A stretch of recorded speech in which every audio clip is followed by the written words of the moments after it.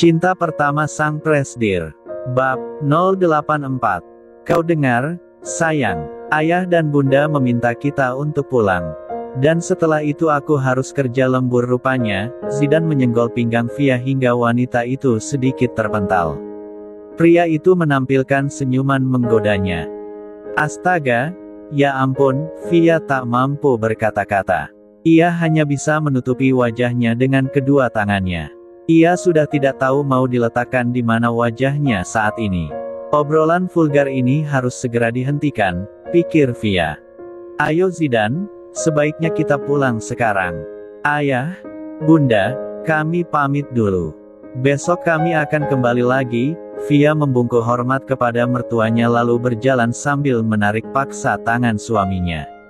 Ia sudah tidak kuat menahan malu yang menderanya saat ini. Lihat kan, menantu kalian sungguh tidak sabar, ucap Zidan kepada kedua orang tuanya sambil tangannya ditarik-tarik oleh Via. Zidan menyeringai puas, ia selalu senang bisa menggoda istrinya yang akan menghasilkan ekspresi menggemaskan seperti barusan.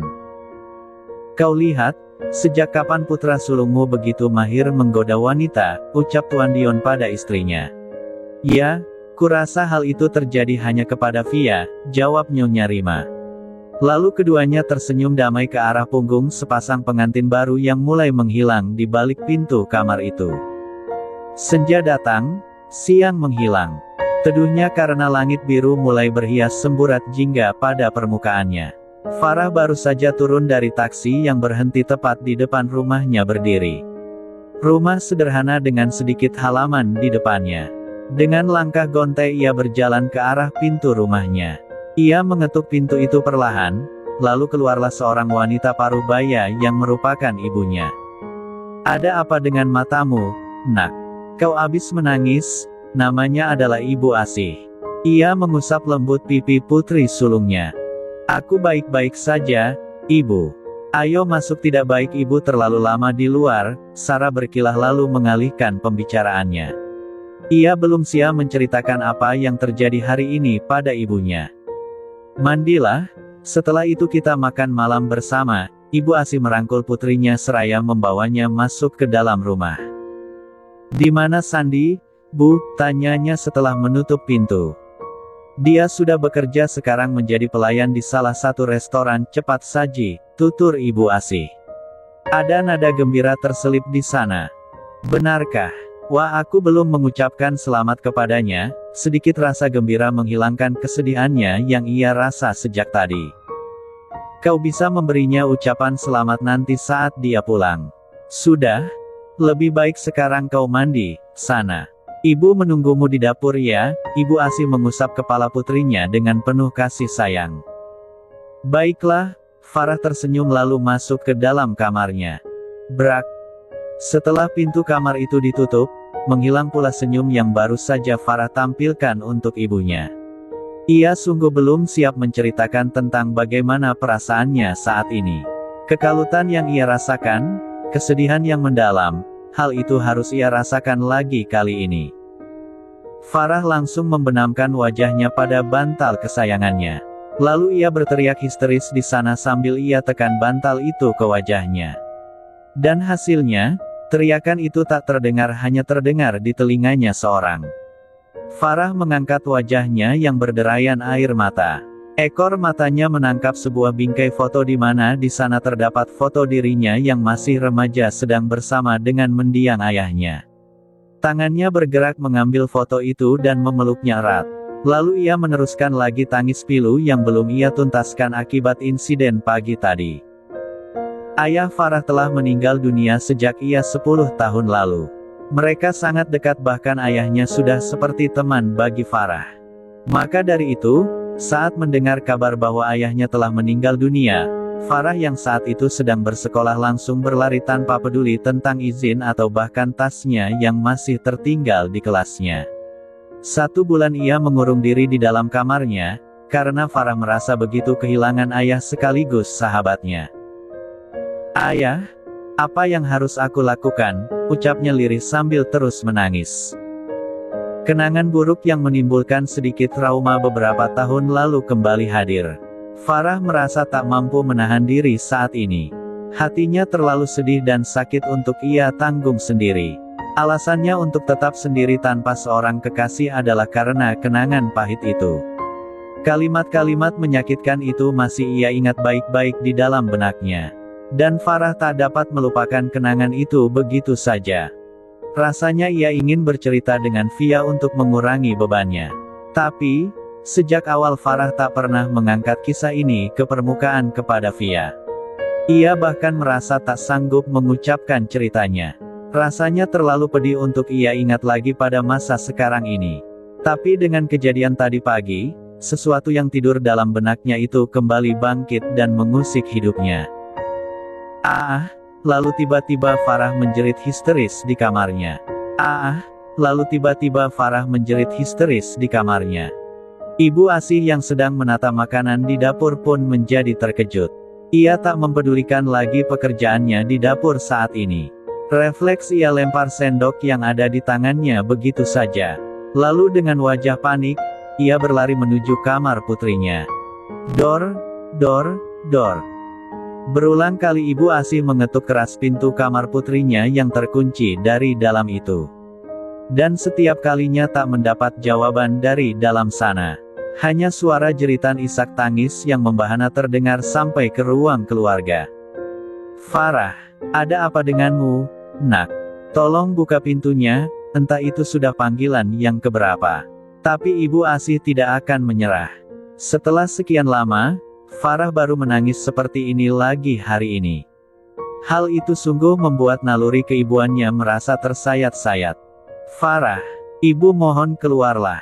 Ceritakan pada ibu, nak, apa yang sebenarnya terjadi, pinta Ibu Asih lagi dengan suara parau akibat menahan tangisnya. Menyerah? Bukan menyerah. Ibu Asih hanya akan menunggu sampai Farah membukakan pintu untuknya. Wanita parubaya itu menurunkan tubuhnya hingga terduduk di lantai dengan bersandar pada pintu kamar Farah yang masih tertutup rapat. Dan akhirnya ia pun tak kuasa menahan air matanya lagi mendengar putri sulungnya itu masih terus saja menangis di dalam sana. Sudah 1 jam, keadaan masih sama. Kedua wanita itu masih menangis tapi di tempat yang berbeda. Bahkan tangan Ibu Asih mencengkeram pakaiannya di bagian dada. Ia meremas pakaiannya demi menahan nyeri yang menghujam dada karena bahkan ia tidak mengetahui apa yang terjadi pada putrinya. Ibu, seruan suara pria membuat Ibu Asih menoleh dengan lemah. Sandi, jawab Ibu Asih lirih. Ada apa, Bu? Kenapa ibu duduk di lantai seperti ini? Sandi berjongkok sambil membantu ibunya berdiri. Lalu ia mendengar suara tangisan yang cukup keras dari dalam kamar kakaknya, tepat di mana dirinya saat ini berdiri.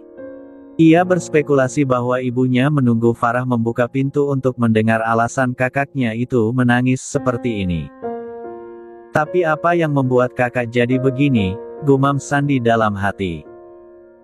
Kakak kenapa, Bu? Tanya Sandi sambil menopang tubuh ibunya yang lemah karena terlalu lama menangis sambil duduk di lantai dingin rumahnya itu. Ibu tidak tahu, San. Kakakmu pulang sudah sembab matanya. Dia bilang tidak apa-apa, maka ibu pikir untuk membiarkan dia menenangkan diri dulu agar nanti mau bercerita dengan ibu. Tapi saat ibu di dapur, tiba-tiba kakakmu berteriak dan jadi seperti ini. Sudah 1 jam ibu menunggunya di depan pintu, tapi kakakmu belum mau membukanya, jelas ibu lemah yang sekarang sudah duduk di ruang keluarga. Tunggu sebentar, Bu. Biar Sandi ambilkan minum dulu untuk ibu, lalu pria muda itu segera berangsur ke arah belakang. Ini Bu, diminum dulu agar ibu lebih tenang. Sandi menyerahkan segelas air putih kepada ibunya. Ibu tenang saja, masalah kakak biar Sandi yang urus. Pria itu membiarkan ibunya beristirahat di ruang keluarga sedangkan dirinya berjalan menghampiri kamar kakaknya. Kakak, buka pintunya, Kak. Ini aku Kak. Sandi, teriak pria itu di depan pintu kamar. 1 kali, 2 kali, 3 kali. Usahanya masih gagal tanpa membuahkan hasil apapun. Kekhawatirannya makin menjadi, ia takut kakaknya akan melakukan tindakan bodoh di dalam kamarnya. Seperti kemungkinan buruknya misalnya adalah bunuh diri. Meskipun enggan membayangkan hal itu, tapi mendengar tangisan kakaknya yang begitu pilu, mau tak mau ia jadi berpikiran ke arah situ. Brak! Akhirnya Sandi berhasil mendobrak pintu kamar itu. Ia tak peduli jika pintu itu akan rusak, saat ini yang terpenting adalah keadaan kakaknya. Sandi langsung menghambur memasuki kamar kakaknya. Dan tubuhnya langsung mematung melihat kacaunya keadaan Farah saat ini. Kamar itu sudah berantakan, bantal dan spray sudah terhempas kemana-mana. Wajahnya yang basah juga rambutnya yang berantakan, membuat Sandi paham bahwa masalah ini amat berat untuk kakaknya hadapi. Segera ia mensejajarkan diri dengan kakaknya itu, lalu memeluk erat sambil menepuk-nepuk bahu kakaknya supaya lebih tenang. Sudah, Kak, jangan menangis lagi. Ada aku di sini, Sandi terus berusaha menenangkan kakaknya. Setelah beberapa lama, akhirnya tangisan Farah mereda di dalam pelukan adiknya. Baju Sandi sampai basah kuyup dibuatnya. Setelah kepergian ayahnya, ia tahu bahwa hanya tinggal dirinya laki-laki di rumah ini. Maka sejak itu ia berjanji untuk selalu menjaga dua wanita yang paling berharga di dalam hidupnya itu. Kakak mau cerita? Tanya Sandi lembut masih memeluk kakaknya. Farah mengangguk sambil melepaskan pelukannya. Tunggu sebentar, Sandi bergegas keluar kamar. Dan beberapa saat kemudian ia kembali lagi dengan segelas air minum untuk kakaknya agar lebih tenang saat bercerita nanti. Minum dulu, Kak. Farah menerima gelas itu dari tangan adiknya. Lalu segera ia teguk habis air di dalam gelas itu. Sudah bisa bercerita? Tanya Sandi lagi sambil membenarkan rambut kakaknya yang berantakan. Ia menatap kakaknya penuh kasih sayang. Pria itu juga selalu mendapatkan kasih sayang yang sama dari kakaknya, maka dari itu kali ini seperti saatnya untuk membalas apa yang pernah kakaknya lakukan untuknya. Ada apa, Kak? Tanyanya lagi memancing Farah membuka suara. Seseorang terluka karena kakak, ucap Farah setelah hening beberapa saat. Dia mengorbankan dirinya untuk kakak, San. Nyawanya hampir terancam karena kakak, ucap Farah setengah menangis. Ia kembali teringat insiden di villa tadi dan juga saat di rumah sakit. Kakak memang pembawa sial, Sandi. Kakak telah menyebabkan orang itu hampir kehilangan nyawanya, ucap Farah seraya menangis pilu mengingat wajah Sam yang lemah saat dia dikeluarkan dari ruang operasi. Pertama ayah, lalu Reyhan, dan sekarang orang itu. Siapapun yang dekat dengan kakak pasti akan celaka. Kakak memang pembawa sial, Sandi. Pembawa sial, jerit Farah sambil mencengkeram lengan kaos milik adiknya. FLASHBACK-ON. 10 tahun lalu, ayahnya Farah sebenarnya meninggal karena sebuah kecelakaan saat sedang beristirahat di tempat kerjanya. Pria itu melihat seorang penjual bunga di seberang tempatnya bekerja, lalu ia teringat Farah yang sangat menyukai bunga mawar.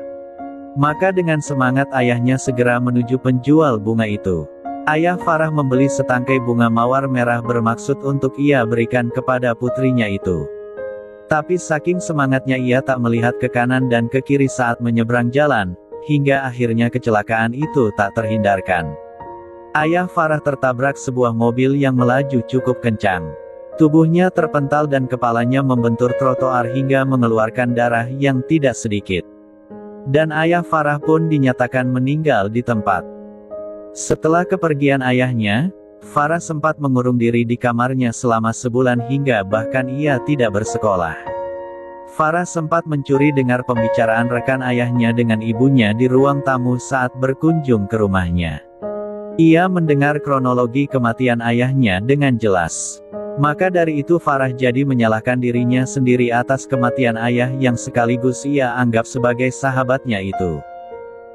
Waktu berlalu dan Farah pun kembali ke sekolah lagi dengan usaha keras ibu dan adiknya dalam menyemangati Farah selama ini. Ia sudah ceria lagi, sudah kembali menjadi Farah yang seperti sebelumnya. Jika mengingat ayahnya, Farah hanya akan tersenyum sambil lalu. Dan ini adalah 3 tahun lalu, Farah pernah membangun sebuah hubungan yang sudah serius dengan seorang pria bernama Reyhan. Mereka sudah berpacaran selama setahun lamanya. Dan karena merasa saling cocok, maka mereka memutuskan untuk menabung bersama untuk keperluan pernikahan mereka nanti. Hal itu mereka lakukan karena mereka sadar bahwa keduanya bukanlah dari kalangan yang berada. Jadi mereka harus bekerja lebih giat lagi untuk mencapai apa yang mereka inginkan.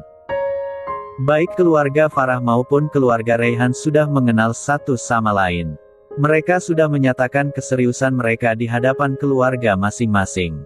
Bayangan pernikahan impian pun sudah di depan matanya, di mana ia mempunyai seorang suami yang sangat mencintainya. Dan satu hari itu kembali mengubah hidupnya. Suara hari mereka pergi berkencan ke sebuah taman di pusat kota. Mereka lakukan kencan itu seperti pasangan pada umumnya. Makan bersama, membeli es krim, dan juga mengobrol sambil bercanda ceria.